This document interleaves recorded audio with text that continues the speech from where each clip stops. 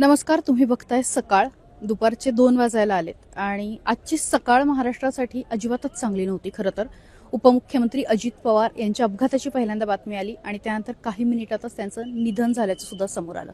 मी आता बारामतीमध्ये उभी आहे आणि माझ्या जर का बाजूला तुम्ही बघितलं तर हेच ते ठिकाण आहे जिथे अजित पवार यांचा अपघाती मृत्यू झालेला आहे. इथेच त्यांचं विमान जे आहे ते अपघातग्रस्त झालं. VSR कंपनीचं हे विमान होतं आणि या विमानामध्ये 6 जण खरं तर प्रवास करत होते. मुंबईहून बारामतीकडे अजित पवार आज सकाळी निघाले आणि त्यानंतर ही सगळी घटना जी आहे ती घडलेली आहे.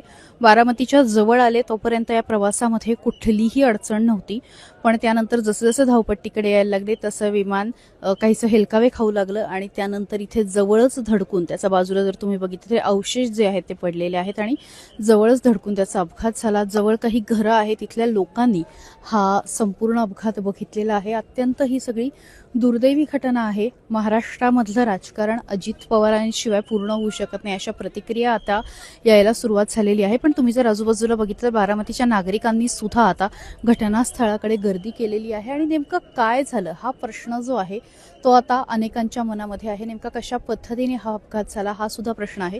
तुम्ही जर नीट माझ्या उजवीकडे मी माझ्या व्हिडिओ जर्नलिस्टला विनंती करते की ही जी समोर पोलीस व्हॅन दिसते त्याच्या बाजूला हा जो सगळा काळा रस्ता दिसतोय हा खरं तर रनवे आहे.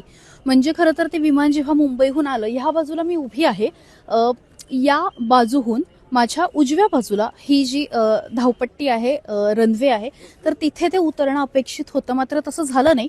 तर डाव्या बाजूला एका ठिकाणी धडकून ते पडलं. तुम्ही जर बघितलं असेल तर इथे हा सगळा रनवे दिसतोय. विशेषतः आज सकाळपासून जे काही इथे या अपघातानंतर सुद्धा काही VIP जिथे इथे येत आहेत आणि ते सगळे या रनवेवरनं ही सगळी हेलिकॉप्टर जी आहेत ती विमानं जी आहेत ती आता लँड होताना दिसत आहेत. मात्र दुर्दैवाने अजित पवारांचं विमान जे आहे ते कुठल्या कारणाने कारण समोर आलेलं नाही, मात्र ते इथे आलं आणि त्यानंतर इथे धडकून त्या विमानाचे अवशेष जे आहेत ते पडले. अर्थात हा अपघात इतका भीषण होता कारण स्फोट झालेला होता आणि स्फोटामध्ये अक्षरशः अवशेष असे बाजूला कितीतरी अंतरावरती उडून पडलेले होते. म्हणजे तुम्ही जर बघितलं त्या पोलिसांच्या बाजूला आणि त्याच्या बाजूला सुद्धा एक झाड दिसतंय त्या लाल गाडीच्या बाजूला, तिथपर्यंत त्या विमानाचे पंख म्हणा किंवा जे काही भाग आहेत ते तिथपर्यंत मला माहिती नाही कॅमेऱ्यात दिसू शकेल न दिसू शकेल, पण तिथपर्यंत ते पडलेले होते. इतका भीषण हा सगळा अपघात होता आणि या भीषण अपघातानंतर पुढचं भविष्य सांगायची खरं तर गरज नाहीये की अजित पवार यांच्यासह आतमध्ये जे काही 6 प्रवासी होते त्या सगळ्यांचा जागेवरतीच मृत्यू झाला.